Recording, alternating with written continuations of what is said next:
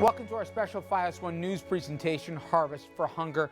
I'm Richard French. According to the World Hunger Organization, there are almost 16 million households in America that are food insecure. That translates into nearly 33 million adults and more than 15 million children who are not sure where they will eat their next meal or where it is coming from. In New Jersey, the number who find themselves in need are staggering. There are more than 1.1 million people here who suffer food insecurity. That includes nearly 400,000 children. Now, over the next half hour, our spotlight, it will focus on the people as well as the organizations who fight to change those stats and to provide help for the hungry. We'll also explore the ever-changing face of hunger from what was once an almost exclusively urban problem to the crisis growing in the suburbs as well as beyond. We begin now with Kim Walls. She shows us how communities across the state come together to help their neighbors in need.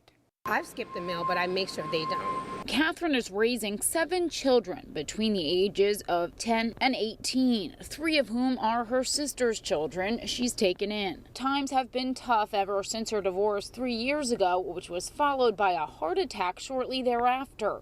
I had a heart attack. I was paralyzed, couldn't walk, couldn't talk. Then this past June, she faced a breast cancer diagnosis and a mastectomy. After my divorce, it took a toll. So when you're coming from a 2-parent household to a single-parent household, it's kind of hard. Catherine didn't want to show her face on camera, but when asked how she's feeling today, amazing. She says it's thanks to her church, St. James, where they distribute food and other essentials received from the Community Food Bank of New Jersey to those in need. If I didn't have St. James, I probably would not have been able to stand on my feet. I'm being honest. After my divorce, it's helped me tremendously. We have hundreds of partner agencies and communities around the state that help us do all of our good work. The food bank provides help to all of those charities. The food bank distributes over 43 million pounds of food to over 1,000 churches, soup kitchens, shelters, and more. Catherine is a good example of the many good people around the state that are our banks. Our physical banks in communities that give out all of our food. Nearly 4.7 million times a year, the Community Food Bank's partners feed someone in need. And Deborah Veazey, the president and CEO of the Community Food Bank, says the need is growing. Lines are getting longer. People are hungry. Living wages are tough. This is the first time in the history of the food bank that we're looking at a over 50% rate of working families that are meeting people like Catherine in the state, going to pantries while working and also having to get groceries because they're having to make choices between heating their homes and eating. And if you're looking to help, for every dollar donated, the food bank's purchasing power allows them to acquire $10 worth of food. Right now, we need about $5 million between now and the end of the year to really make our goal. We've been distributing roughly 43 to 45 million pounds for the last several years, and we want to continue that momentum. Most people are very generous to us during the holiday season, but what we always try to do is make enough money and have enough food to carry us through what we call the food desert, which is the summer. Thanks a lot. The food bank relies on the generosity of others to help the less fortunate. Take this turkey drive, for example. For the past 19 years in River Edge, turkeys have been collected ahead of Thanksgiving. Sheridan Ogden and his wife, Dorothy, started the collections here. This is when you used to get the turkeys for free with like $150 spent at the store. So we told them that she put in the bull and to put it on our lawn, and that we'd take care of it. We woke up in the morning, it looked like that measles. There were turkeys all over the lawn. We got over 200. We hadn't done it before. Then it's grown to this. This year, nearly 400 turkeys and over 360 pounds of non-perishable food were dropped off at the site and brought to the food bank for distribution. My husband is really adamant about us donating and helping out the people that need it, and letting our children know that this is the right thing to do at Thanksgiving and all year. The Dangle family pulled up to the turkey drive with 100 frozen turkeys. And how does that make you guys feel to help others? Happy. Happy? How do you feel? Happy. A total of nearly 4,500 turkeys were collected in River Edge and 47 other sites throughout the state that held turkey drives the weekend before Thanksgiving. And Deborah says it's how they're able to give people throughout the state a hot meal on the holiday, one they may not have otherwise been able to afford. Please think of the person who's sitting somewhere in a soup kitchen, perhaps hungry, a child who's not having a happy Thanksgiving because there's not a meal. Think of them in your philanthropic giving this year, and the food bank will be so much better in terms of our capability throughout the year. But Catherine won't be one of the families receiving a turkey this year. Instead, she says she'll be out with her children and other St. James parishioners distributing food on the holiday known for its gluttony. Teaches my children that you don't just put your hand out, it's a hand up. We help each other out when you're in times of need, and that's what it teaches them. Don't just stand with your hand out. And the Community Food Bank of New Jersey reminds everyone, especially during the holiday season, hunger is a year-round problem. Because this is a 365-day-a-year problem. Basically, what's been happening is that most donations around the country, and particularly with the food bank, have been relatively flat. People are very committed to our mission, and we're so appreciative. But getting new donors and new people that are interested in what we do is very important. And nothing has changed for us. There's still the crisis of hunger. If you would like to donate to those in need, you can visit the FiOS One News Facebook page. We'll have the Community Food Bank's website on there for you. In Harrison, Kimberly Wallace, FiOS One News. The people fighting to end hunger, they believe that access to healthy food is a basic right for all people. Well, coming up, we will speak with those on the front lines of this battle and learn more about the challenges they're facing and what they're going to do to overcome them. Then later, we'll bring you inside a Thanksgiving celebration filled both bellies as well as hearts as they learn that no matter how young or old you are, you can most definitely make a difference. That's still ahead on Harvest for Hunger.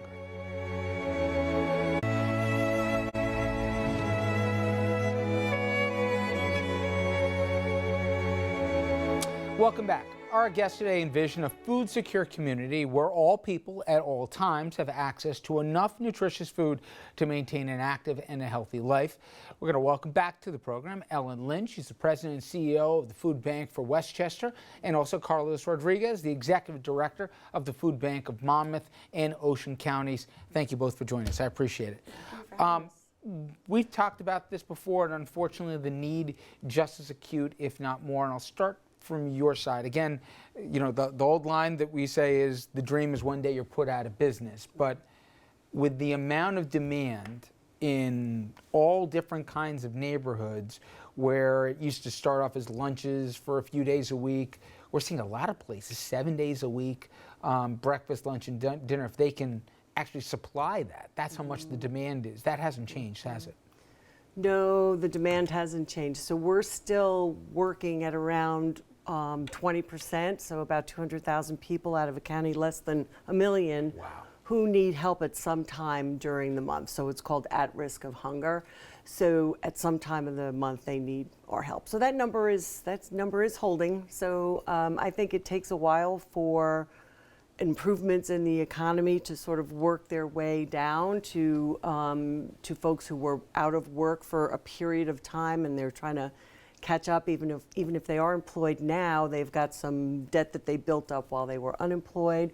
Or in this community in Westchester, there's a lot of second and third jobs that are associated with sort of luxury lines of business, let's say. So, you know, country clubs and limo rides into the city and parties, catering, all of that kind of thing. And a lot of that has certainly diminished between 2008 and 2011 and hasn't really come back all that strong, right? So corporations have really pulled back on those kind of luxury, sort of showy kinds of trips, and that means limo drivers aren't working and waitresses are not having catering assignments and that kind of thing. And I think to the audience, though, when they say, wait a minute, Westchester? Right. 1 in 4, 1 in 5? No, that's the golden apple. It wouldn't happen there. Right. People would be shocked. As we've said before, just how thin and just how one thing goes wrong. Somebody gets sick. Yeah. A job goes from 40 hours a week to 20 hours a week. One of the people gets laid off in the household, whatever it is, but it's all shapes, it's all colors, it's all ages. Yep. There's not a specific demo here, I think, where people say, oh, I know who needs food. They'd be surprised, wouldn't Very they? surprised, yes, absolutely, absolutely. And it does happen very quickly to people, and we hear those stories all the time. I see you nodding because you've seen it yourself, and I'm curious, does the demand meet, does the supply meet the demand? Is there enough food? Is there enough support? Or do you find yourself, part of your challenge is, how do I stretch this thing here so I can cover it for one more day, one more shift, one more food pantry? Give an idea of your reality. Well, the sustainability is really the question. If we were to stop receiving food today, our entire distribution center, which holds over 1 million, enough food for about 1 million meals, would be empty in less than 4 weeks.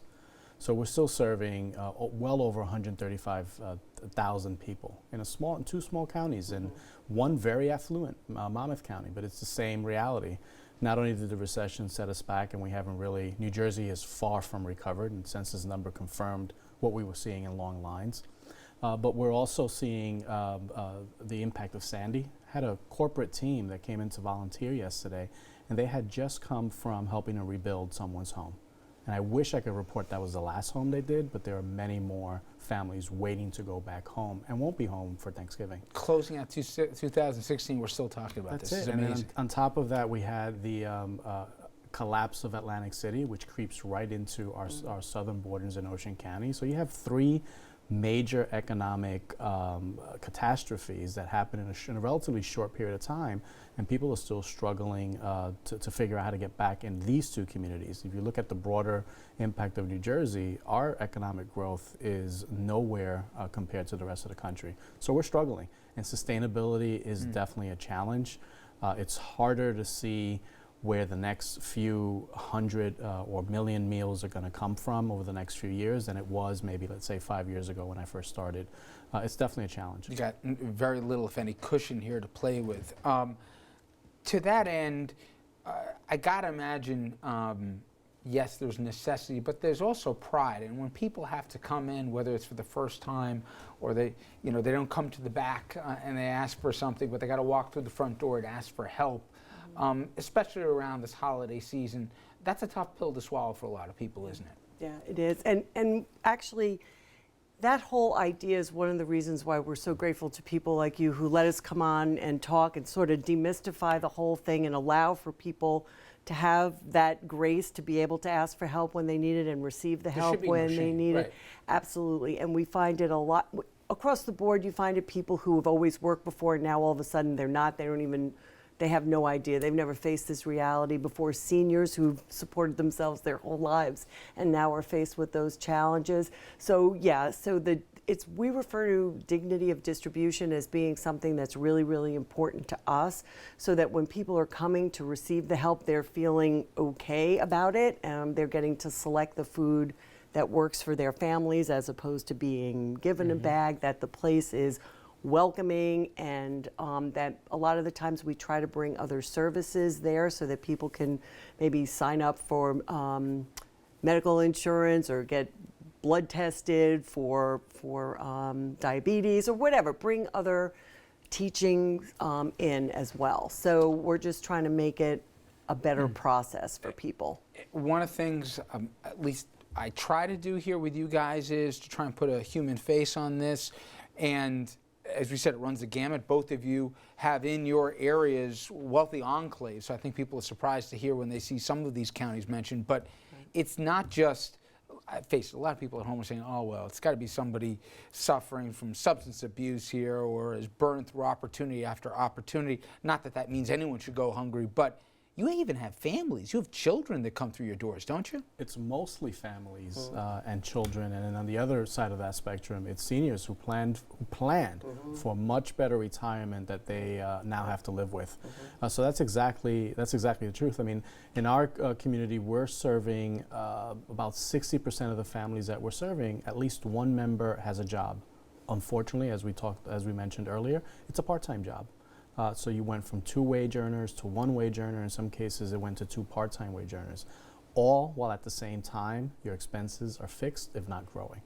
And so that's the challenge. And we refer to our community members that are in need as our neighbors in need, because it really is someone right around the corner in a house that you just didn't know what was going on. And any of the 3 things that we mentioned, or one of life's everyday disaster, can have an impact.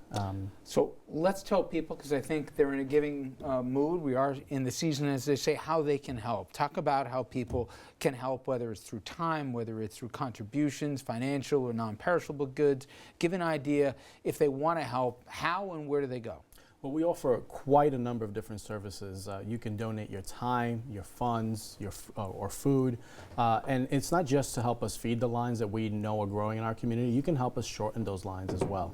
The best way to find out how is to visit our website at foodbankmoc.org and see the different activities that can help you understand what the problem really looks like in our community, but also give you an opportunity to really be hands-on in helping us to solve that. It's not just feeding the lines that we're focused on at the Food Bank of Monmouth and Ocean County. We really have some comprehensive initiatives that'll help us shorten the line. And there's rooms for volunteers to engage throughout that spectrum. And as obviously you saw that URL at the bottom of the screen, we've also linked it to our sites here so you can see at home how you can help. And the same question for you, where do people go and how do they help? And what's the most valuable thing somebody can do? I'm not sure there's a most valuable. I mean, obviously, we're running the organization, so we need funding, right? And that's the first thing that comes to our minds. Well, let me be less polite than even you are, which is, for somebody who says, oh, well, maybe I shouldn't write a check that's cold. No, you guys know how to spend that money better than anybody. You know exactly the things to get, the way to stretch that dollar as far as it can go. Money's critical. And absolutely, and actually we were just talking about that outside. We can just buy so much more food than you can. I mean, even if you think about the difference between you're going to your local deli or Costco, how much more food can you buy? Well, amplify that by, but I mean, we're just buying huge volumes of food, and so it's a lot more cost effective for us to get the money in and deliver the services. But we also understand that people do want to be involved in different ways, and we appreciate that. And everything leads to a momentum and leads to people knowing about what we're doing, and sort of speaks to what you were saying before about people feeling comfortable to get the help and refer people for help. So I think it's up to us, and I'm sure Carlos would agree, we're the people that are supposed to be making it easy for people to help, right? So we're supposed to be defining how a particular group or situation can help. Maybe we need your parking lot. Just give us a parking lot on Tuesday so we can do a distribution. Or maybe you have a piece of land that we can turn into a farm and the community can run and they can grow their own food, going to the sustainability thing and moving off the line and doing things for yourself. And like this season, this holiday season, we're doing Feed a Family campaign. So this is a way for people to engage, whether it's their basketball team or baseball team, or set a target, right, and say we're going to do 10 families. So if you're going to do, we're going to make sure 10 families have a holiday meal between now and the end of the year. So then they're just committing to raise $250, and it's their own little campaign. So we have fire departments doing it, and retailers doing it, and restaurant owners doing it. And so a family can do it, and so it's engaging people in the process is important too. Now, the one thing I just want everybody to know, wherever they're watching in our region, this much I've learned from these. One is the problem's getting bigger, not smaller. They need more help. Everything they raise goes to the right places, and they need your help as well, whether you can give time, you can donate food, or most probably importantly, you can give funds. It will not go wasted. It will go very far, and I think you'd be shocked here who we're talking about needs help. As we heard, it's children, it's the elderly, it could be your neighbor, and I can't thank both of you enough here, and again, we encourage you at home to do everything you can. We'll be right back, everybody. Please stay with us.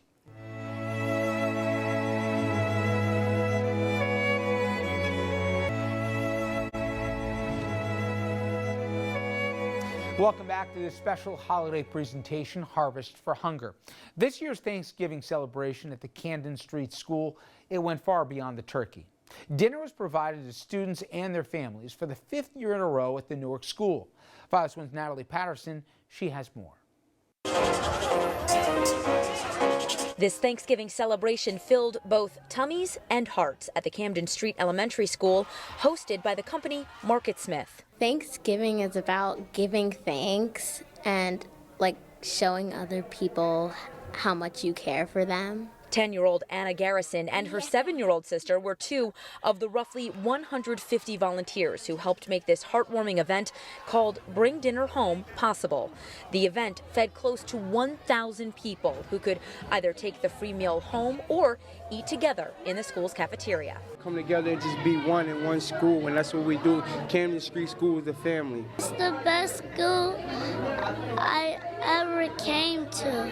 While families shared laughs over dinner, Anna and her sister Ella painted nails of the smaller children. It was really fun doing it. Many rooms inside the school were buzzing, though. In one area, Newark families could pick up free coats for their kids. In another, children could pick out books, then head to the auditorium for a celebratory performance. It definitely felt good, being from Newark and then, coming to a company and then, your company giving back to actually where you're from. For 21-year-old Derek Taylor, who's lived in Newark all his life, he says as much as the families from the surrounding community enjoyed themselves, he says the volunteers walked away feeling humbled and honored to have taken part in something truly special. It's good to have them take their minds off of, the reality of the world, so having them, come in and get coats and get fed and things, it's definitely a warming experience for them. They were definitely grateful, so I'm definitely grateful for that. The event isn't just about one day of giving either. The same program that helps put on this Thanksgiving dinner has given out gift cards to more than 1,500 families, distributed 2,400 coats, and helped get 2,200 books into the hands of children. Has evolved into, let's not help people once or twice a year. Let's help people through the entire year. Laura Garrison, Ella and Anna's mother, says the event also serves as a great teaching moment for her girls. Just help people feel valued. If there is a lesson to be learned from the smiles on these faces, it's a basic one that even the smallest child can understand. A little bit of kindness goes a very long way. Natalie Patterson, Fios 1 News. While Thanksgiving is usually obviously a time of feasting, some high school students fasted to raise awareness and money for those far less fortunate this season. Fox 1's Emily Gersh, she has their story. Around 150 students from the Newark Collegiate Academy began fasting. It's part of a project to raise awareness for those in need this holiday season. Almost everybody that you're around there almost always able to eat anytime they please, but when you don't have it, it allows you to realize it's not as easy as it seems to be poor, to be hungry. The Student Government Association organized the famine as well as several service projects. They include making sandwiches and holiday cards for people who take shelter at the YMCA of Newark and blankets for Beth Israel Children's Hospital. The Newark Collegiate Academy has raised around $1,000 in past years through the famine. The SGA decides which charities to donate the money to. This year they chose the Make-A-Wish Foundation, which benefits children with debilitating diseases, and Charity Water, which builds wells in third world countries to provide clean drinking water. At a time of year when people are celebrating through a feast with friends and family, students at the SGA said it's important to give back to those in need. There's people in the world that don't have what we have, and so we just need to recognize that and give back. Students will be taking a trip to the YMCA of Newark to hand out the sandwiches and cards, a humbling feeling only felt by giving back to others. It's almost the same feeling like if you open a present on Christmas. I don't know how to describe it, but it's like a good feeling. You feel very good about yourself. In Newark, Emily Gersh, Fios 1 News. And that will do it for our Harvest for Hunger special. Again, I'm Richard French. On behalf of all of us here at Fios 1 News, thank you so much for sharing a part of your holiday season with us.